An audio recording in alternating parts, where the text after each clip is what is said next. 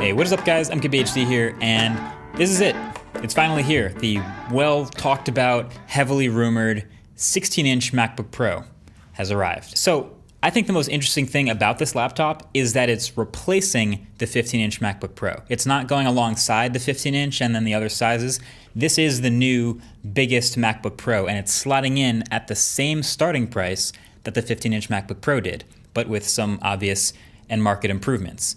So these are my first impressions of those improvements. So the design, first of all, as you can see, is pretty much exactly the same footprint as a 15-inch MacBook Pro, same 4 USB Type-C ports, but it's 0.77 millimeters thicker and a quarter of a pound heavier. It's 4.3 pounds. Same space gray, but it now comes with space gray stickers now, so that adds to the total confusion about which Apple devices come with which stickers. But the main difference now, of course, as you can tell by the name, is the new 16-inch display. Really, it's just modernizing the look of the laptop by pushing out the display from 15 inches to 16 inches, and that's a bigger canvas for everything you already do on the laptop. That gives you a new resolution of 3072 by 1920. So that's the same pixel density of 226 ppi, same brightness, 500 nits, same P3 color gamut, but just imagine basically pushing more of that display outward to shrink the bezel and give you more screen real estate. That's the biggest major change,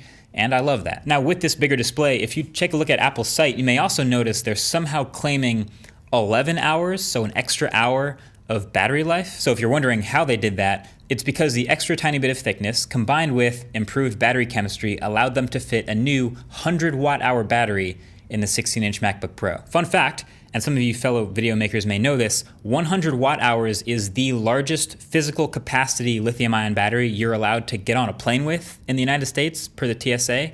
So they kind of maxed that out. And I'm pretty sure there are other laptops with 100 watt-hour batteries, but that doesn't mean they can't keep improving the battery. They can still do things like improve the chemistry and density to make it smaller and lighter. But that is a pretty good point for the MacBook Pro to also improve battery life. I kind of like this new Apple trend of doing better with battery in 2019. That's the biggest battery they could fit in the MacBook Pro. It'll also come with a more powerful 96 watt USB Type-C charger, and that charger is also in the same footprint as the previous generation. So then there is the keyboard. So this is one of the sticking points of the last MacBook Pro. That butterfly mechanism didn't do so hot. There's some new things with this keyboard. And by new things, I mean also kind of old things. So they're going back to the scissor mechanism for the switches from the years of like the 2015 MacBook Pro. They're more reliable, they're more clicky, they have a little bit more travel. It's almost as if going back in time is actually kind of an upgrade here. But it's not exactly the same as previous generations. It's really kind of a hybrid in between. It's still low travel, about 1 millimeter of travel, but it's more stable than butterfly keys were. They're calling it the new Magic Keyboard, so very Apple. There's also now a dedicated escape key, which pros were asking for, and just normal people like me too, because the escape button on the touch bar froze so much that it was almost useless, so thank God that's back.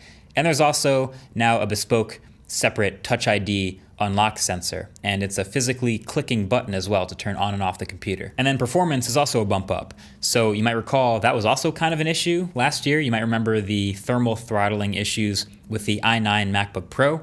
This is also improved. There are Intel 9th Gen 6-core and 8-core CPUs again in this laptop, and new fans and a new internal layout will improve airflow by 28%.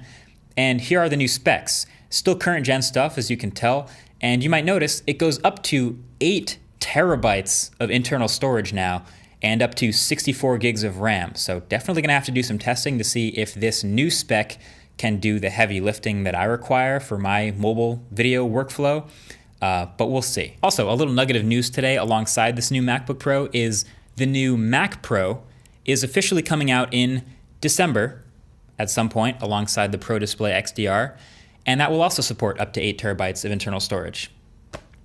Nice. Then there's also some smaller things that they've changed with this refresh. The speaker system, there's a new 6-speaker speaker system, and the speakers in the MacBook Pro have been, from what I've experienced, top of the line in a laptop for a while now, so I shouldn't really be too surprised by this. But these speakers are really good. Like I said, it's a new system with redesigned subwoofers that are now physically connected to each other so that they cancel out the force that they would have applied to the chassis, so they don't rattle as much. They're called force canceling. Again, doesn't matter what it's called, but they are good stuff. So yeah, like I said, best speakers in a laptop around right now. And they also included what they call a studio quality microphone. And they call it that because the new hardware of the microphone array has a much improved signal to noise ratio. But I'll let you be the judge of it. How does it sound?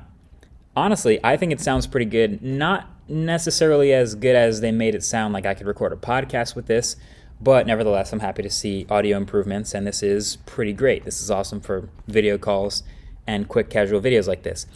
I would have liked to have seen a video improvement with the webcam too, but they didn't do that. Either way, that's pretty much it. I mean, you can tell by the length of this video, it's a pretty small refresh. There's not a whole ton going on. It's still the same, design, same huge trackpad, same ports, but it's more of a refresh on a better, ideal 2019 MacBook Pro. So I will say, because this is my first impressions and it's not my full review yet, I've got a lot of laptops to review right now, but this is my new favorite MacBook Pro, mostly because of the design and the display. This is a laptop I'm most likely to carry to edit with. But what I would actually love to see now is a 14-inch MacBook Pro in the same footprint as the current 13-inch MacBook Pro. So update that 13-inch with new specs, but also slim down the bezels and sort of modernize that too. That would be sick. That would be my favorite MacBook Pro that they could make. Anyway, I'm about to get on a plane to go to that Motorola event. That's tonight. We'll see what they announce, probably a folding phone. And we'll bring this laptop with me and see if I can edit that video on this laptop, and I'll see how it goes. I'll tweet how it goes. So thanks for watching this first impressions and first look at the 16-inch MacBook Pro, added to the docket of videos that need to turn into reviews by the end of the year, but it's coming soon. Catch you guys in the next one. Peace.